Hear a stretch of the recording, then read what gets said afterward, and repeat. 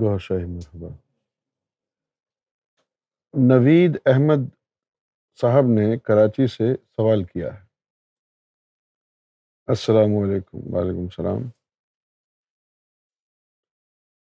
آپ اپنے آپ کو صوفی کہتے ہیں، صوفی کا کیا مطلب ہوتا ہے؟ کیا صوفی ازم کی تعلیم محمد صلی اللہ علیہ وسلم نے دی ہے؟ آپ اکثر ابو ہریرہ رضی اللہ کی روایت پیش کرتے ہیں، انہوں نے ایک علم تو بتا دیا، دوسرا بتایا تو لوگ مار دیں گے، جب دوسرا علم بتایا ہی نہیں تو آپ تک کیسے پہنچا؟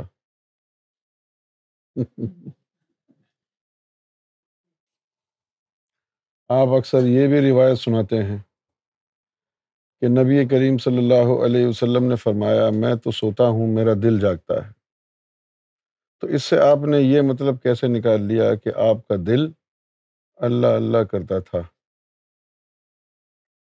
کیا آپ صلی اللہ علیہ وسلم بھی اپنے اصحاب میں ذکر بانٹا کرتے تھے جیسے آپ بانٹتے ہیں؟ برائے مہربانی وضاحت کریں۔ تو پہلا سوال یہ ہے کہ صوفی ازم کی تعلیم کیا حضور صلی اللہ علیہ وسلم نے دی ہے؟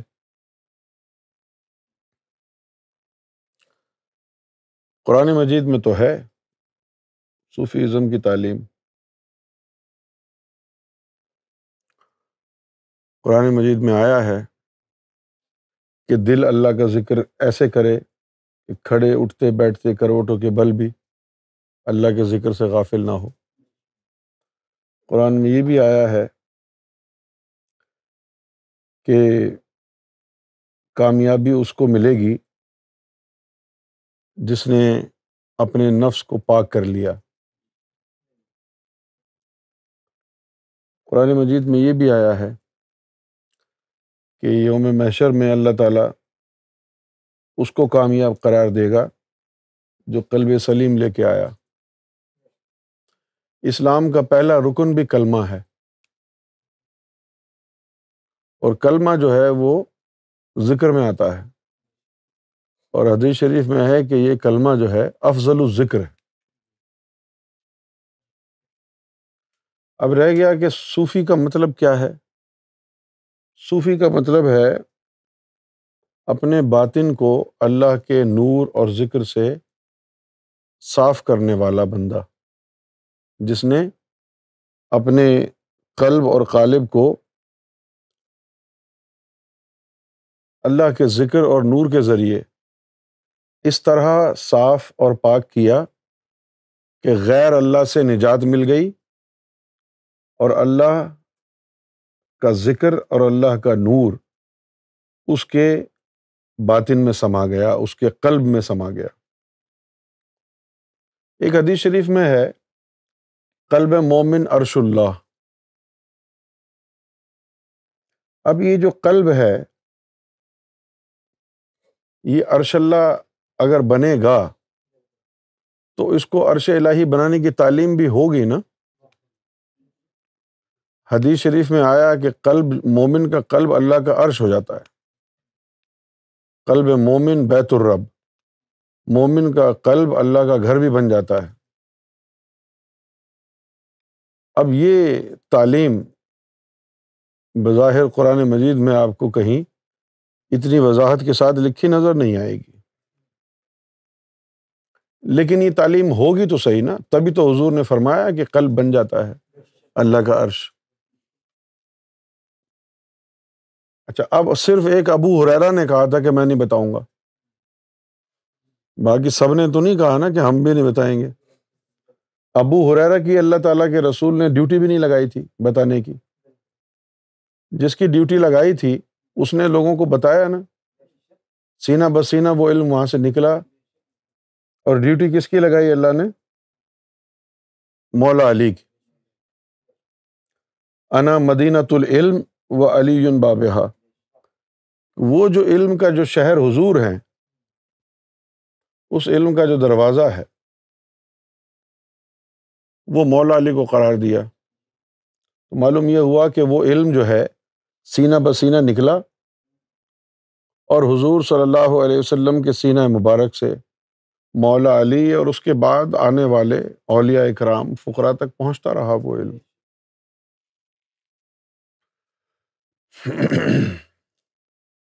اچھا، یہ جو ذکر ہم بانٹتے ہیں، کیا حضور نے بھی ایسا کیا ہے؟ ہاں کیا ہے۔ سب سے پہلے تو مولا علی کو فرمایا غمد عینک یا علی واسمع فی قلبک لا الہ الا اللہ، کہ اے علی اپنی آنکھیں بند کر تو تجھے تیرے قلب سے لا الہ الا اللہ کی آواز آئے گی، سن۔ پھر اس کے علاوہ حدیثوں میں یہ بھی آیا ہے کہ جو فقراء اولیاء اللہ صالحین ہوتے ہیں، یہ اللہ کے ذکر کی کنجیاں ہیں، ان کنجیوں کے ذریعے دل کے قفل کھلتے ہیں۔ صحیح ہے؟ اچھا، ابھی یہ تو حدیث ہے، اب قرآن میں بھی آیا افمن شرح اللہ صدرہ للاسلام، قرآن مجید کہتا ہے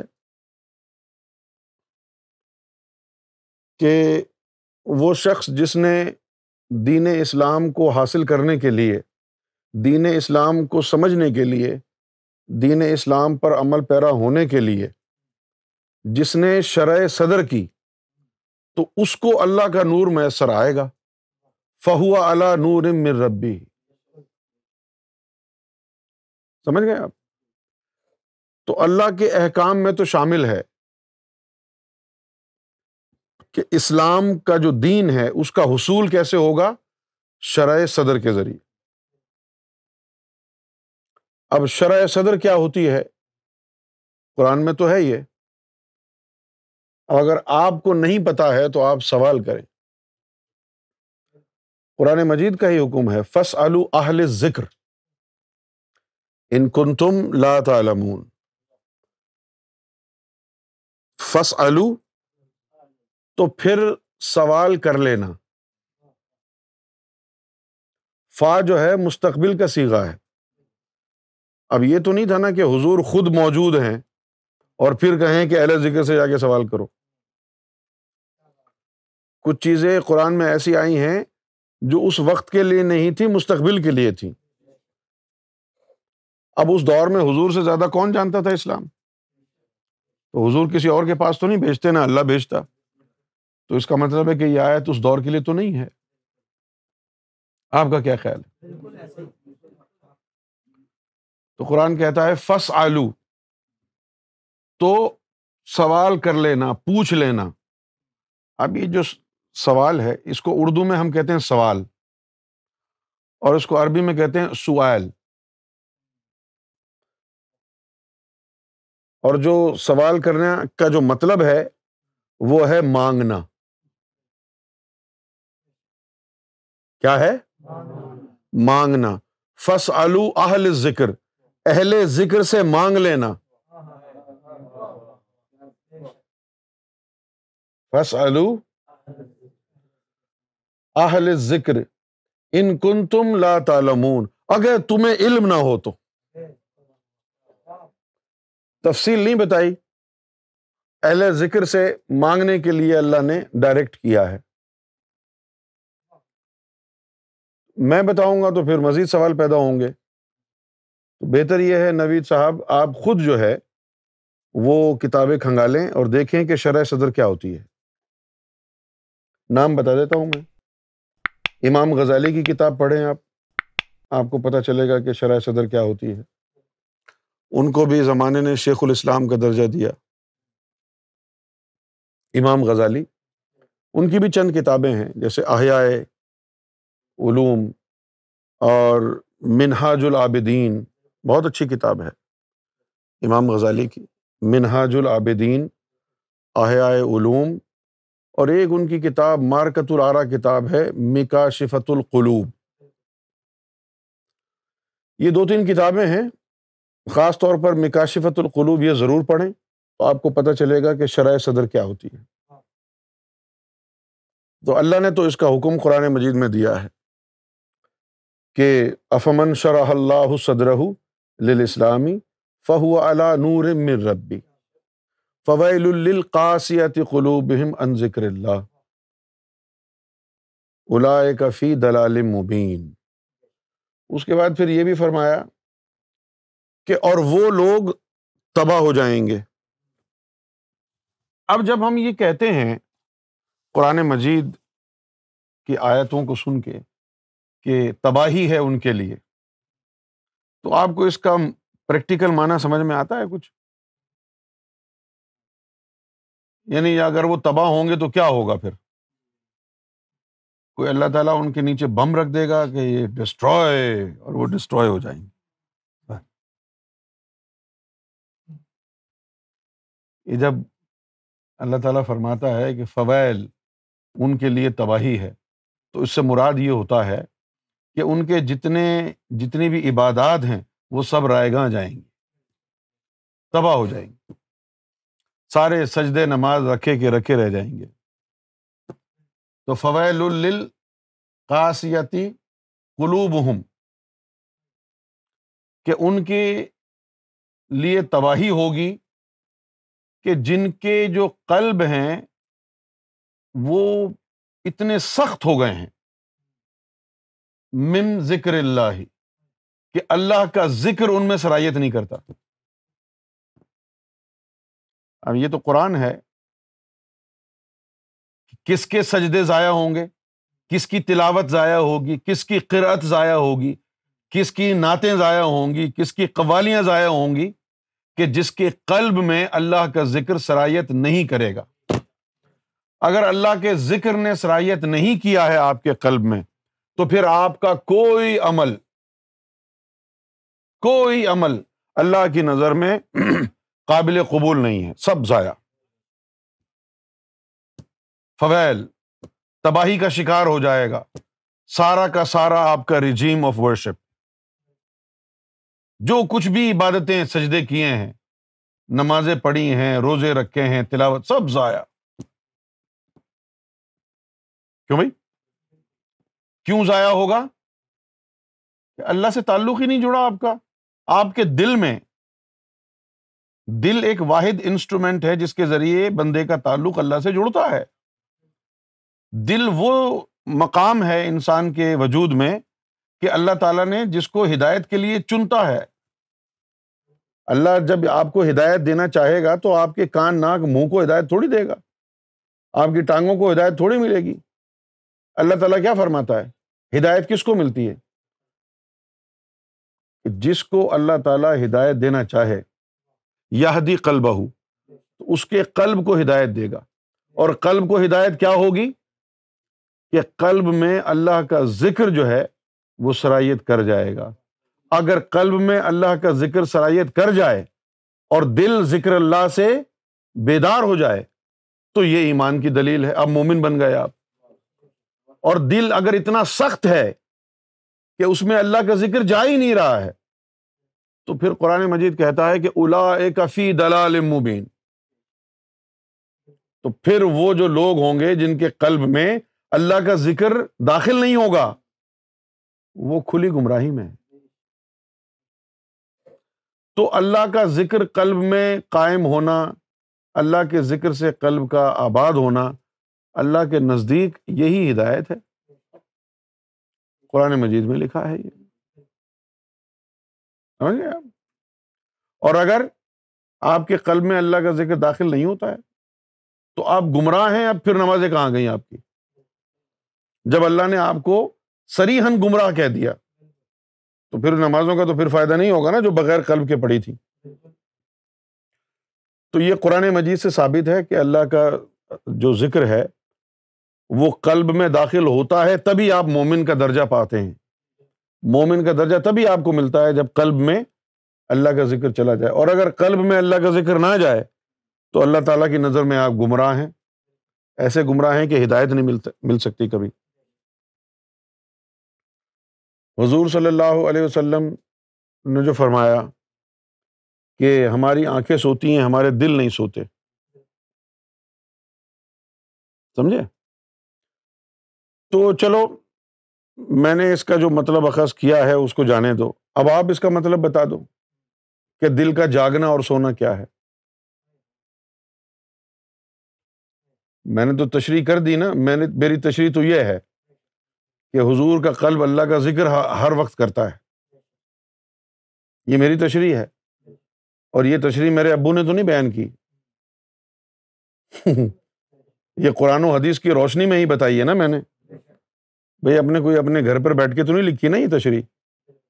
اللہ اور اس کے رسول کی تشریحات سے ہی یہ تشریح نکالی ہے. لیکن اگر آپ کو یہ قابل قبول نہیں ہے، آپ کا خیال ہے کہ کچھ اور ہے اس کا مطلب، تو آپ بتا دیں کہ قلب کا سونا اور جاگنا کیا ہے.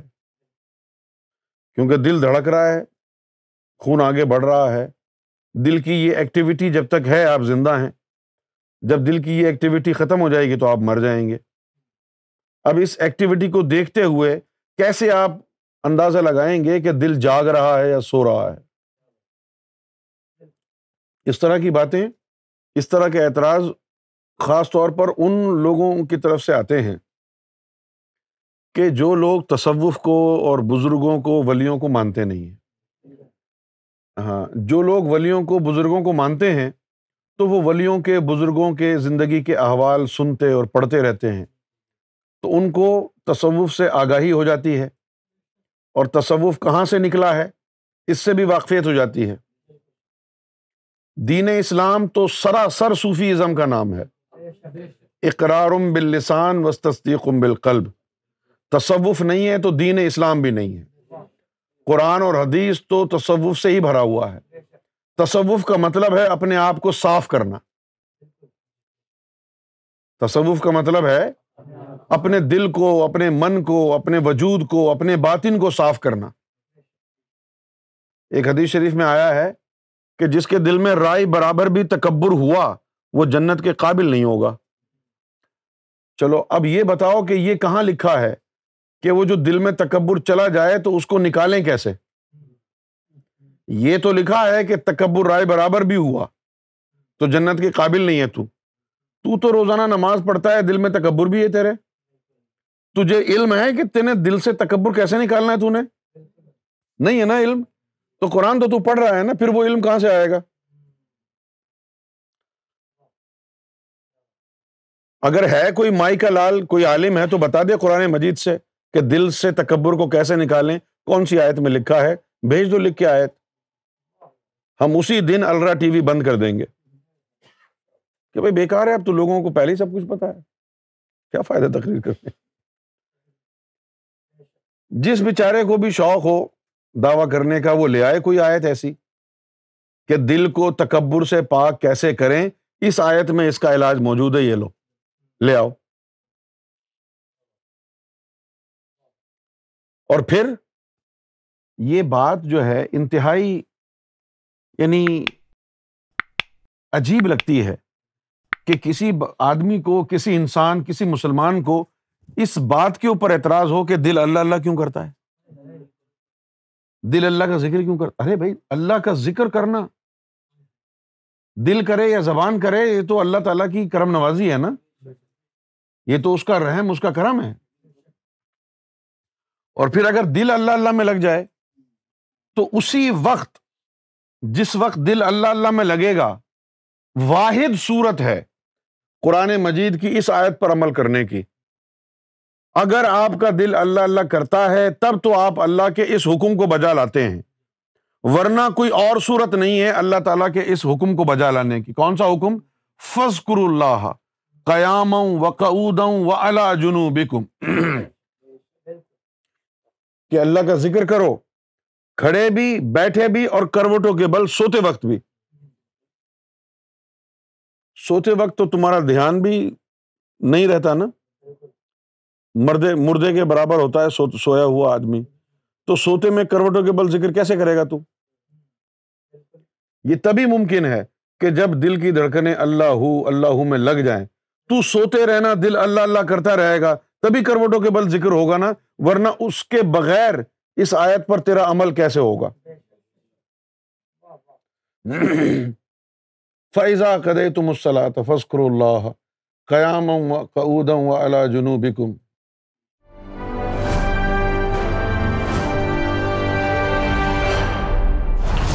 TV, bringing light, love, and peace in your life.